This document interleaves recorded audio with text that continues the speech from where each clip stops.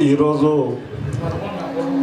మన రాజ్యాంగ నిర్మాత డాక్టర్ బిఆర్ సాహెబ్ అంబేద్కర్ గారి 133వ జన్మదినోత్సవ సందర్భంగా ఈ కార్యక్రమాన్ని ఏర్పాటు చేసిన కార్యనిర్వాహక వర్గ సభ్యులందరికీ కూడా ముందుగా ధన్యవాదాలు మరియు అభినందనలు తెలియజేసుకుంటున్నాను. ముఖ్యంగా ఈ ప్రపంచంలోనూ అతిపెద్ద ప్రజాస్వామ్యమైనటువంటి భారతదేశంలో విభిన్న కులాలు, విభిన్న మతాలు, విభిన్న జాతులు, విభిన్న వర్గాలు, వర్ణాలు, సిద్ధాంతాలు ఉన్నటువంటి ఈ భారతదేశంలో ఒక పటిష్టమైనటువంటి రాజ్యాంగాన్ని నిర్మించడం అనేది అంత సామాన్యమైనటువంటి విషయం కాదు. ఎంతోమంది మేధావుల యొక్క కృషి, దానికి సారథ్యం వహించినటువంటి అంబేద్కర్ గారు ఆ రోజే ఒక ఎన్సైక్లోపీడియాగా గుర్తించినటువంటి విషయాన్ని ఈ సందర్భంగా మనం గుర్తు చేసుకోవాల్సినటువంటి అవసరం. అటువంటి బాబాసాహెబ్ అంబేద్కర్ గారిని కొంతమంది తమ వర్గానికి చెందినగా నిర్మించుకోవడం కానీ, కొంతమంది ఆయన ఒక వర్గానికి చెందేటట్టుగా చేయటం అనేది బహుశా దురదృష్టకరం.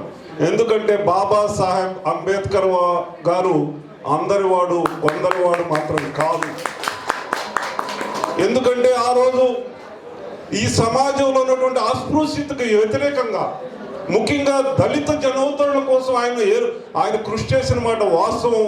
వాళ్ళు ఏదైనా ప్రపంచంలో అంటే భారతదేశంలో ముఖ్యంగా సమాజ స్థాపన కోసం రిజర్వేషన్ అనేటటువంటి ఒక అధ్యాయాన్ని తీసుకొచ్చారే తప్ప ఆయన ఒక వర్గానికి చెందిన వ్యక్తి కాదు. అన్ని కులాలు, అన్ని మతాలు, అన్ని ప్రాంతాలని ఒక సమకోణంలో చూసుకునే ఒక పటిష్టమైనటువంటి రాజ్యాంగాన్ని నిర్మించడంలో ఆయన పాత్ర మనం మరువరాలింది.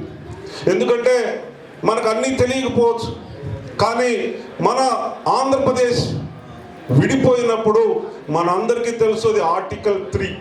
ఒక రాష్ట్రంలో ఒక మెజారిటీ వర్గం ఏదైనా ఒక నిర్ణయం తీసుకున్నప్పటికీ కూడా కేంద్రంలో ఒక అధికృతమైనటువంటి అధికారాన్ని కట్టబెట్టి ఆ రోజున తెలంగాణ ఏర్పాటు జరగడానికి కేంద్రంలో ఉన్నటువంటి ఆర్టికల్ 3 లాంటి గొప్ప ఆర్టికల్ రాసినటువంటి వ్యక్తి డాక్టర్ బిఆర్ సాహెబ్ అంబేద్కర్ గారు. అలాగే ఏదైనా ఒక రాష్ట్రం ఏదైనా ఒక మెజారిటీ వర్గం తీసుకున్న నిర్ణయాల్ని అన్ని వేళలా కేంద్రంలో ఉన్న ప్రభుత్వం పర్యవేక్షించుకునేటటువంటి అధికారాన్ని కూడా కల్పించినటువంటి వ్యక్తి.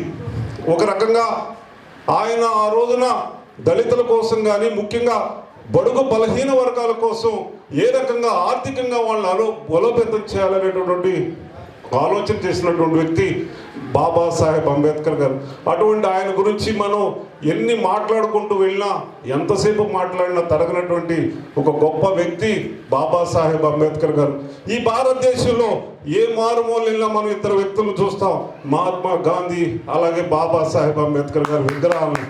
కారణం ఆయన మనకి ఏదైతే దిశానిర్దేశం చేశారో అటువంటి గొప్ప అటువంటి మహానుభావుడు గారి బర్త్డే సందర్భంగా ఈ కార్యక్రమాలకు వచ్చినందుకు నాకు చాలా సంతోషంగా ఉంది. ఈ అవకాశం ఇచ్చిన ప్రతి ఒక్కరికి కూడా మనసావాచ కర్మన ధన్యవాదాలు తెలియజేసుకుంటూ, ఆయన రాజ్యాంగం గురించి ఒక మాట చెప్పాడు. రాజ్యాంగం ఎంత పటిష్టమైనటువంటి రాజ్యాంగం అయినప్పటికీ కూడా పరిపాలించేవాడు అధముడైతే ఈ సమాజం అధమ స్థితిలో ఉంటుంది. అలాగే రాజ్యాంగంలో చిన్న లోపాలు ఉన్నప్పటికీ కూడా పరిపాలించేవాడు గొప్పవాడైతే ఆ రాజ్యం సుభిక్షంగా ఉంటుందని ఆ రోజే బాబాసాహెబ్ అంబేద్కర్ గారు చెప్పారు. అలాగే ఇంకొక మాట కూడా చెప్పాడు ఆయన, ఏ రోజైతే నిజాన్ని ఈ సమాజంలో మనం మరుగున పరిస్తే అబద్ధం ఎప్పుడు కూడా ఈ సమాజాన్ని వెళ్తుంది. కాబట్టి నిజం ఎప్పుడు కూడా ఈ సమాజంలో ఉండాలి అనేటటువంటి ఆ రోజునే ఆయన దిశానిర్దేశం చేశారంటే ఆయన యొక్క దూరదృష్టిని, అలాగే స్వాతంత్ర సంగ్రామం కోసం ఆయన తన కుటుంబాన్ని, తన వ్యక్తిగత జీవితాన్ని ఏ రకంగా పణంగా పెట్టారో మనందరం ఒక్కసారి ఆయన స్మరించుకుంటూ జై భీమ్, జై భీమ్, జై Bhim. Thank you sir, thank you so much. చాలా అమూల్యమైన మాటలు చెప్పారు, చాలా సంతోషం.